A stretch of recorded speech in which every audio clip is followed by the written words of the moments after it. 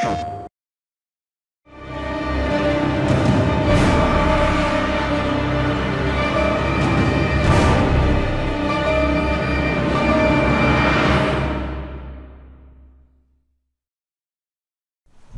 the very beginning with Heavy Rain, we were looking for the kind of atmosphere you find in detective movies. Dark, cold, and disturbing, but also mysterious and fascinating.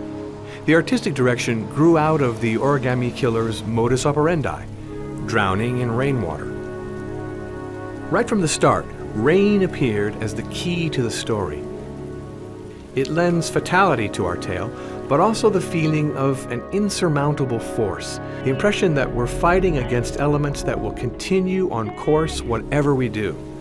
Whatever happens, the rain will fill the tank, drowning the Origami Killer's victims little by little. Ethan will fight relentlessly against this fatality. Human misery and sadness are added to this irresistible and increasingly murderous power. The captured children all come from underprivileged backgrounds with nothing to fall back on. It was only logical to conjure up the great cities of the East Coast. The game is close to 7, and like it, it also needed a strongly typed urban environment. We retained Philadelphia.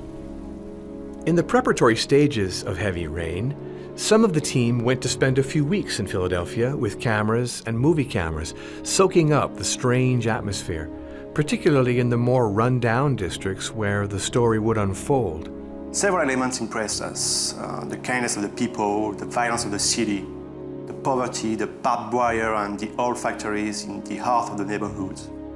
Without meaning to convey a message, the subtext of Heavy Rain also has something to say about this social aspect of America. The images we brought back from Philadelphia were very useful in rendering the background of Heavy Rain credible, but also in making its ambience more vivid and really giving it a meaning. To translate these ideas, we decided to call in an artistic director from the movie world, Thierry Flamand. We were impressed by his work on The Crimson Rivers and gave him the difficult task of creating immense sets transformed by rain and misery. Most of all, we wanted to have a cinematographic point of view in our video game plot. The initial sketches resulted in more than 90 sets, almost all of which were retained in the course of the game. From the grim little motel room to the majestic highway in the rain and the run-down suburbs steeped in depression, the degree of perfection attained in these conveyed the background mood of Heavy Rain. The initial artistic concept resulted in a gigantic tableau in the form of the storyboard displayed in Quantic Dream's offices that drove the whole team and constantly confronted them with the main elements of Heavy Rain's plot. A disturbing story set against a background that is dank and squalid and majestic all at once.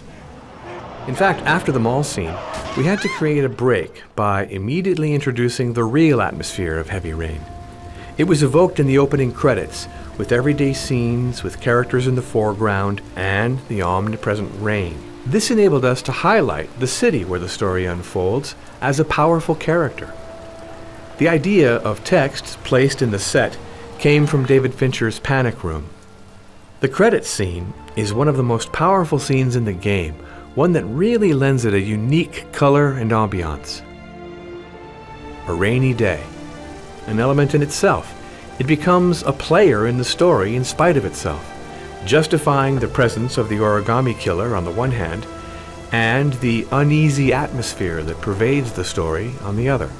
It is a prime scenario element. It lends a dull color to this grim and sad story. PlayStation